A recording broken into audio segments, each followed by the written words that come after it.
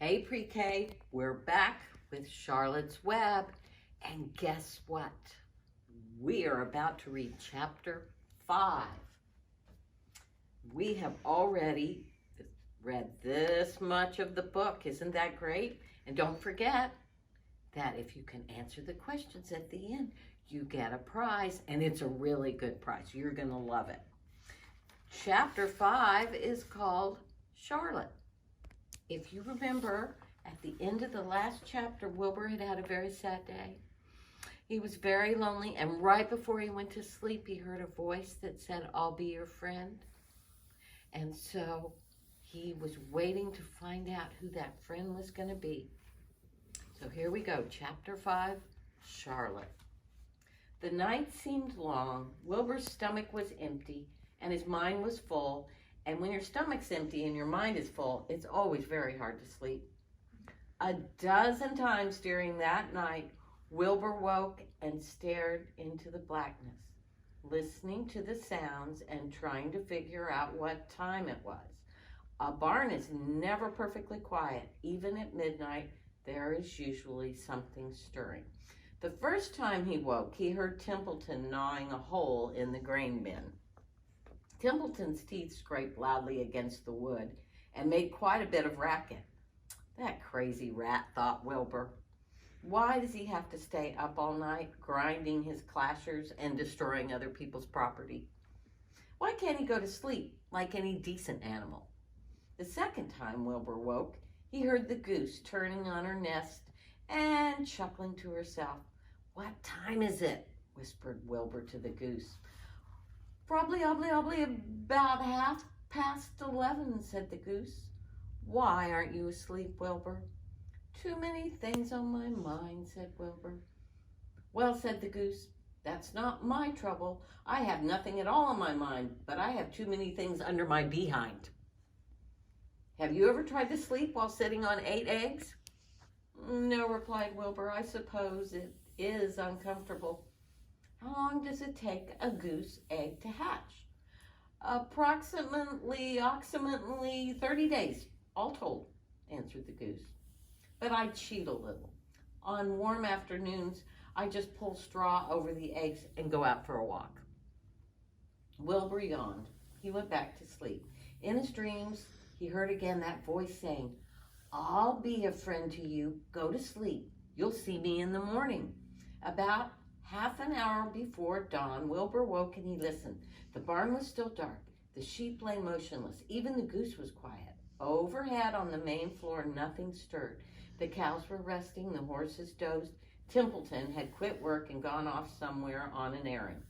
The only sound was a slight scraping noise from the rooftop where the weather vane swung back and forth. Wilbur loved the barn when it was like this, calm and quiet and waiting for light. Day is almost here, he thought.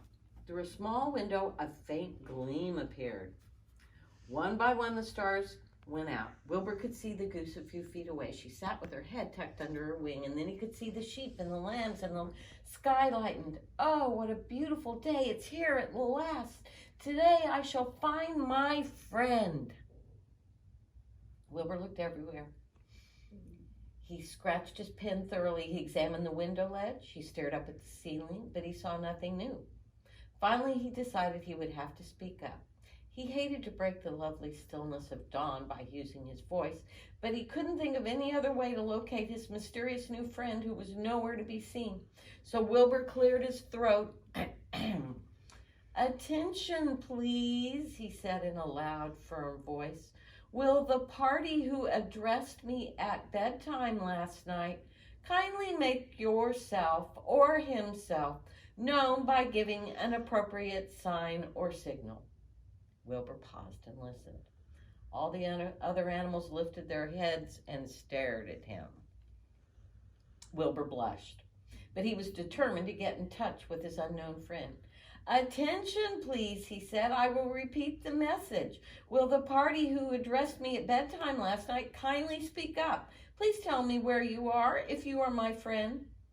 The sheep looked at each other in disgust. "Stop your nonsense, Wilbur," said the oldest sheep. "If you have a new friend, you're probably disturbing his rest. And the quickest way to spoil a friendship is to wake somebody up in the morning before he's ready. How can you be sure your friend is an early riser? I beg everyone's pardon, whispered Wilbur. I didn't mean to be objectionable. He lay down meekly in the manure facing the door. He didn't know it, but his friend was very near, and the old sheep was right. The friend was still asleep. So Lurvy appeared with his slops for breakfast, and Wilbur rushed out and he ate everything in a hurry, and he licked the trough. The sheep moved off. The gander waddled along behind them. Wilbur was settling down for his morning nap, and he heard again that thin voice that he'd heard the night before. Salutations, said the voice. Wilbur jumped to his feet. What? He said.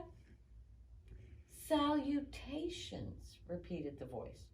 What are they, and where are you? Screamed Wilbur. Please, please, tell me where you are, and what are salutations? Salutations are greetings, said the voice. When I say salutations, it's just a fancy way of saying hello or good morning. Actually, it's a silly expression, and I'm surprised that I used it at all. As for my whereabouts, that's easy. Look up here in the corner of the doorway. Here I am. Look, I'm waving. At last, Wilbur saw the creature that had spoken to him in such a kind way. Stretched across the upper part of the doorway was a big spider web, and hanging down from the top of the web, head down, was a large gray spider. She was about the size of a gumdrop. She had 8 legs, and she was waving one of them at Wilbur in a friendly greeting. See me now, she asked. Oh, yes, said Wilbur, yes. How are you? Good morning. Salutations. Very pleased to meet you. What's your name, please? May I have your name? My name, said the spider, is Charlotte. Charlotte what? Asked Wilbur eagerly. Charlotte A. Kvetica. But just call me Charlotte. I think you're beautiful, said Wilbur. Well, I am pretty, said Charlotte. There's no denying that. Almost all spiders are rather nice looking. I'm not as flashy as some, but I'll do. I wish I could see you, Wilbur, as clearly as you can see me. Why can't you? Asked the pig. I'm right here. Yes, but I'm nearsighted. I've always been dreadfully nearsighted. It's good in some ways, but not so good in others. Watch me wrap up this fly. A fly had been crawling along Wilbur's trough and had flown up and blundered into the lower part of Charlotte's web and was tangled in the sticky threads. The fly was beating its wings, trying to break loose. First, said Charlotte, I dive at him. She plunged headfirst towards the fly. There it is. As she dropped, a tiny silken thread unwound from her rear end. Next, I wrap him up. She grabbed the fly, threw a first few jets of silk around it, and then rolled it over and over and over, wrapping it up so it couldn't move. Wilbur watched in horror.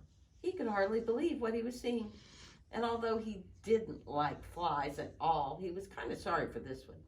There, said Charlotte, now I knock him out, so he'll be more comfortable. She bit the fly. He won't feel a thing now, she said, and he'll make perfect breakfast for me. You mean you eat flies? Gasped Wilbur. Certainly, flies, bugs, grasshoppers, choice beetles, moths, butterflies, tasty cockroaches, midges, daddy long legs, anything that's careless enough to get caught in my web. I have to live, don't I? Oh, why, yes, of course, said Wilbur. Do they taste good? Delicious, of course, only I don't really eat them. I drink them, said Charlotte. And her pleasant, thin voice grew even thinner and a little more pleasant. Don't say that, groaned Wilbur. Please don't say things like that. Why not? It's true, and I have to say what is true. I am not entirely happy about my diet of flies and bugs, but it's the way I'm made. A spider has to pick up a living somehow or other, and I happen to be a trapper. I just naturally build a web and trap flies and other insects. My mother was a trapper before me. Her mother was a trapper before her. All our family have been trappers, way back for thousands and thousands of years. We spiders have been laying for flies and bugs. It's a miserable inheritance, said Wilbur gloomily. He was sad because he knew his friend was so bloodthirsty. Yes, it is, agreed Charlotte, but I can't help it. I don't know how the first spider in the early days of the world happened to think up this fancy idea of spinning a web, but she did.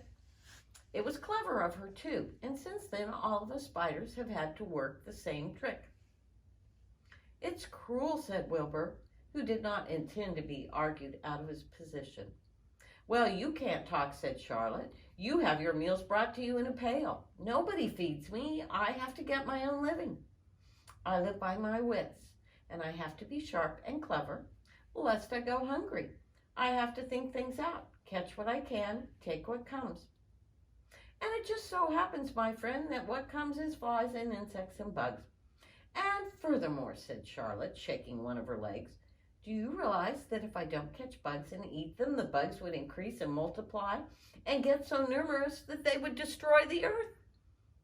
Wipe out everything. Really, said Wilbur? I wouldn't want that to happen. Perhaps your web is a good thing after all. The goose had been listening to this conversation and clucking to herself. There are a lot of things Wilbur doesn't know about life, she thought. He's really a very innocent pig. He doesn't even know that it's going to happen to him around Christmas time. He has no idea that Mr. Zuckerman and Lurvy are plotting to kill him. And the goose raised herself a bit and poked her eggs a bit further under her so that they would receive the full heat from her warm body and soft feathers. Charlotte stood quietly over the fly. Wilbur lay down and closed his eyes. He was tired from his wakeful night and from the excitement of meeting someone for the first time. A breeze brought a nice smell of clover and the sweet-smelling world beyond his fence. Well, he said, I've got a new friend, all right, but what a gamble friendship is. Charlotte is fierce and brutal and scheming, everything I don't like. How can I learn to like her, even though she's pretty, and of course she's clever? Wilbur was merely suffering the doubts and fears that come from finding a new friend.